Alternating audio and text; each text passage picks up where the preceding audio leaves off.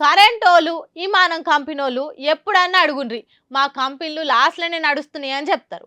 అట్లనే మన తెలంగాణ కరెంటు పంపిణీ సంస్థలు కూడా మాది చాలా లాస్లు ఉన్నది, మీది కరెంటు బిల్లులు పెంచకుంటే మాది సంస్థలు దివాళా తీసుడు ఖాయమని మొత్తుకుంటున్నాయట.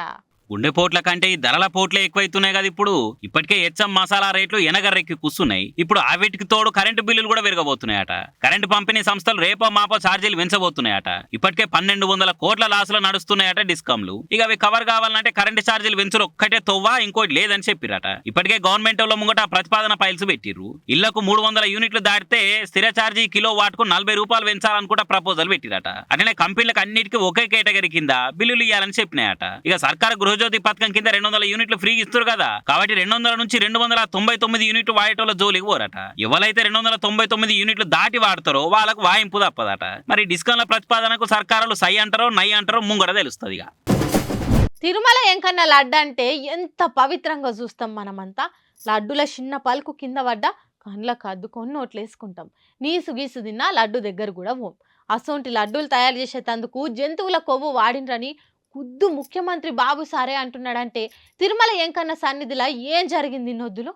మరి రాజకీయంగా వైసీపీని ఇరికిద్దామని అన్నాడా, హిందువులను వైసీపీకి యాంటీ చేద్దామని అన్నాడా, జగన్ను దెబ్బతీస్తందుకు అన్నాడా ఏంది అన్న తెలియదు గానీ చంద్రాల సార్ మాట్లాడిన మాటలు ఇప్పుడు మంటలు పుట్టిస్తున్నాయి. వైసీపీ సర్కారు ఉన్నప్పుడు తిరుమల ఎంకన్న లడ్డూల్లా నెయ్యికి బదులు జంతువుల కొవ్వు వాడిర్రు, నాకు ఆఫీసర్ల సంగతి చెప్పినప్పుడు జల్లుమన్నది, అట్టెట్లా చేసిర్రు అంటే నెయ్యికి ఖర్చు ఎక్కువైతుందని జంతువుల నూనె వాడిరు సార్ అని చెప్తే నా కళ్ళు బైర్లు గమ్మినాయి, గంతకు తెగిచ్చిర్రా అని బాధపడ్డా. కానీ మేము అధికారంలోకి రాగానే తిరుమల ఎంకన్న లడ్డూ తయారీల నాణ్యత పెంచినాము. కర్ణాటక రాష్ట్ర సర్కార్ నడిపించే నందిని డైరీ నుంచి నెయ్యిని తెప్పిస్తున్నాము. కడాన అన్న దానంలో క్వాలిటీ ఆఫ్ ఫుడ్ లేకుండా చేశారు. దేవుని దగ్గర పెట్టే ప్రసాదం అపవిత్రం చేసే విధంగా ఓసారి బాధేస్తుంది. నాసి రకమైన ఇంగ్రీడియంట్సే కాకుండా ఎనిమల్ ఫ్యాట్ కూడా వాడారని, ఏది గీకు బదులు. ఈరోజు స్వచ్ఛమైన గీదెమన్నాం, ప్రక్షాళన చేయమన్నాం, నాణ్యత పెరిగింది, ఇంకా కూడా నాణ్యత పెంచుతాం.